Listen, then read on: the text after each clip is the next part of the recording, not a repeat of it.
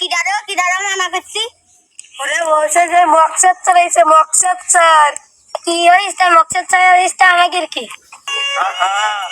এত বছর ধরে তোমাদের পড়ালাম, তাও আমাকে দাম দিলে না। আমি কত কষ্ট করে পড়ালাম, তাও তোমাদের দাম দিলে না।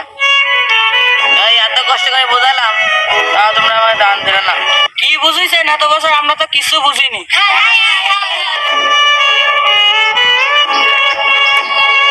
তাহলে তুমি ভালো থাকো, তোমাদের দ্বারাই আমার আর ক্লাস নেওয়া হবে না।